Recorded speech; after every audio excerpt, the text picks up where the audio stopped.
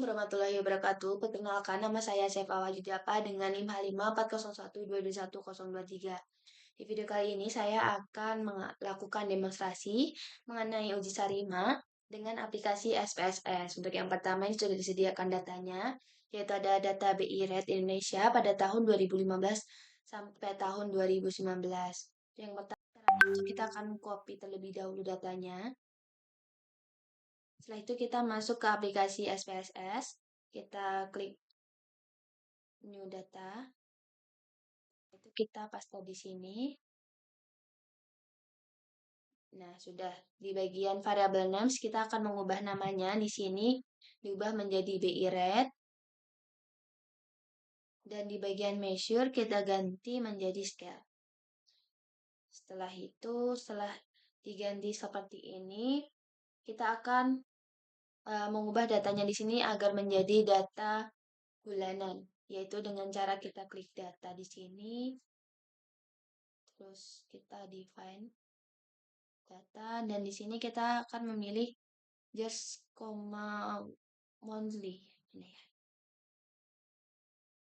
Ini. Terus tahunnya kan tadi sudah diketahui tahun 2025 ya, yaitu bulannya dari bulan 1 sampai bulan 12. Oke. Nah, setelah itu kita coba buka data yang di sini tadi. Nah, di sini sudah muncul datanya, yaitu ada tahun, bulan, dan date-nya. Di variabel juga udah nambah di sini. Nah, setelah itu kita akan mengecek datanya. Oh ya, di sini sudah mengecek datanya ya. Setelah mengecek datanya di sini, kita akan menguji apakah data di sini tadi tuh udah stasioner atau belum. Yaitu dengan cara klik Analyze, Forecasting, Sequence Chart. Nah, variabel kita BI Rate kita pindahin. Setelah itu kita oke saja, belum kita differencing. Nah, di sini sudah muncul hasilnya.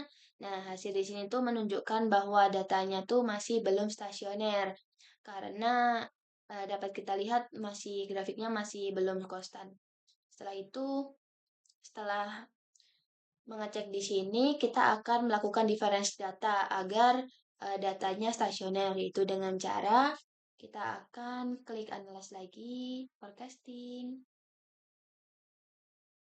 sequence. Terus yang di bagian ini tadi kan masih belum difference ya, sekarang akan kita difference, yaitu first difference, terus kita oke saja. Nah, setelah itu udah muncul datanya. Nah, datanya di sini sudah menunjukkan ya, bisa dilihat secara tidak langsung data di sini tuh sudah bisa dikatakan bahwa datanya stasioner karena sebenarnya masih ada sih di bawah ke sini belum terlalu konstan tapi data di sini sudah lebih baik atau lebih stasioner. Selanjutnya kita akan melihat nilainya nih. Kita akan klik analyze, setelah itu forecasting, correlation, dan di bagian variabel kita isi dengan BI Rate, dan di difference kita akan centang saja biar menjadi first difference, terus kita oke. Kita akan mengecek grafiknya lagi. Nah, grafiknya di sini sudah terlihat ya bahwa partial ACF-nya sudah ada, terus si ACF-nya juga udah ada. Nah, grafik di sini tuh digunakan untuk mengecek berapa sih si P kecil atau Q kecilnya. Untuk yang pertama akan mengecek di ACF-nya ini. Nah, ACF-nya kan digunakan untuk melihat si MA atau Q kecil ya. Jadinya kita akan lihat dulu. Nah, di sini bisa kita lihat bahwa dia tuh lag di 2. Karena duanya masih di luar, yang ketiga udah masuk. Jadinya bisa dikatakan si Q kecilnya itu bernilai 2. Nah, si Q besarnya bisa kita hitung lagi seperti yang tadi. Kelipatan 12, 1, 2, 3, 4, 5, 6, 7, 8, 9, 10, 11, 12. Nah, dapat dilihat juga di sini kalau si Q-nya itu dia tuh masih di dalam. Kelipatan 12 tuh dia masih di dalam gitu. Jadinya dia tuh nggak terjadi cut off. Sehingga si Q besarnya juga bernilai 0. Selanjutnya akan mengecek si PACF-nya atau partial ACF. Nih, kita geser ke bawah aja. Di sini sudah muncul dan di sini bisa kita lihat ya bahwa si AR atau P kecilnya tuh dilihat nih, si yang angka 1, leg 1 dia tuh keluar dan leg 2-nya masuk. Berarti dia berada di leg 1 atau P kecilnya itu bernilai 1. Nah, P besarnya itu dihitung seperti yang tadi lagi, 1, 2, 3, 4, 5, 6, 7, 8, 9, 10, 11, 12. Nah, berada di dalam koleogramnya sehingga data di sini tuh kelipatan 12-nya tidak cut off sehingga P-nya bisa dikatakan 0. Setelah itu dapat kita simpulkan ya, kita harus ingat-ingat lagi bahwa si MA-nya atau Q kecilnya tadi bernilai 2, terus Q besarnya bernilai 0, terus yang sekarang P kecilnya bernilai 1 dan P besarnya bernilai 0. Selanjutnya akan melakukan forecasting nih dengan cara kita akan klik analyze lagi, terus kita forecasting. Setelah itu kita create traditional model. Setelah itu di bagian sini kita akan memindahkan si variabelnya, kita ganti BI red. Setelah itu modelnya kita ganti ARIMA karena kita akan menguji ARIMA-nya. Setelah itu kita di bagian kriteria juga kita akan ubah, yaitu dengan cara si modalnya ini ya diisi yang kayak tadi.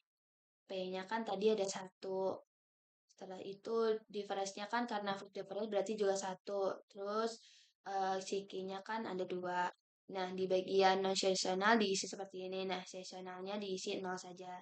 Setelah itu non outlast-nya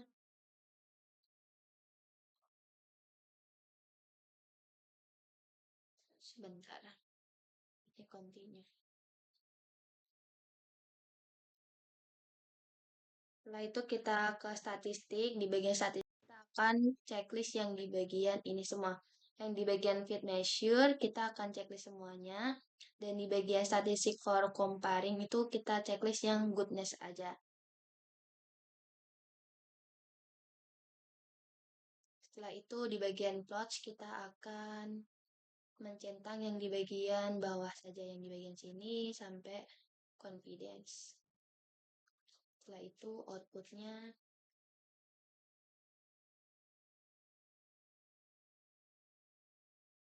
nggak usah saja. Yang di bagian save ini kita akan klik yang predict value.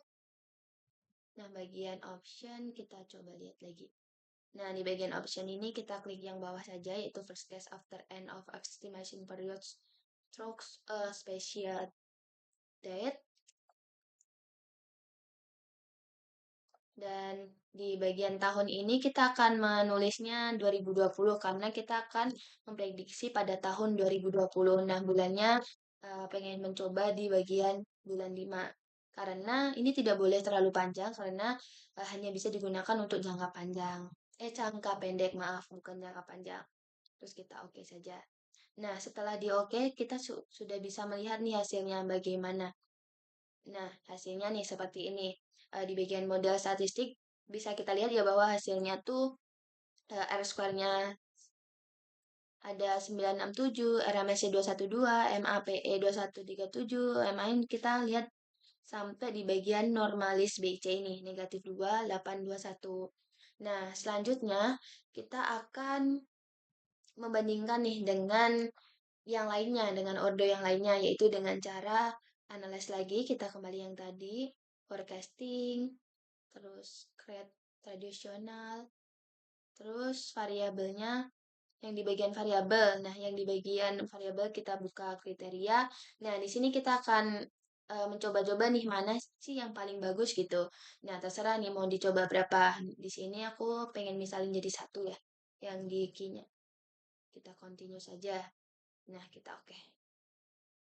Nah, di sini sudah ada hasilnya lagi. Kita scroll ke bawah. Sebentar, kita coba lihat satu-satu. Nah, di sini sudah ada datanya ya, bahwa datanya tuh sebentar kita lihat dulu. Dari R square-nya tadi 9,728. Nah, di sini bisa dilihat ya bahwa datanya tuh nggak yang terlalu berbeda signifikan karena tadi kan diganti dua ya, yang awalnya satu jadi dua. Nah, di situ masih belum berpengaruh secara signifikan nih. Sedangkan kita harus mencari odo mana nih yang paling terbaik. Di sini aku pengen mencoba ya kali. Mungkin odo yang paling baik itu yang di atas karena bisa kita lihat ya bahwa si R square-nya tuh dia di sini 967, di sini juga sama 967. Tapi dari RMSE sampai si normalis BIC ini tuh lebih kecil yang atas sehingga bisa kita lihat bahwa yang odo paling bagusnya itu di paling atas ini, yang di sini yaitu odo Arima 112000. Nah, setelah itu MAX-nya 1145 yang di sini 11. Setelah itu akan mencoba buka yang data tadi. Nah, di bagian data view kita coba lihat, kita scroll ke bawah, semoga sudah ada ya prediksinya. Nah, di sini sudah muncul ya data prediksi 5 bulan ke depannya karena tadi ngesettingnya 2020 terus tahunnya 5 bulan ke depan jadinya di sini udah muncul deh datanya. Terima kasih. Apabila ada salah kata saya mohon maaf. Wassalamualaikum warahmatullahi wabarakatuh.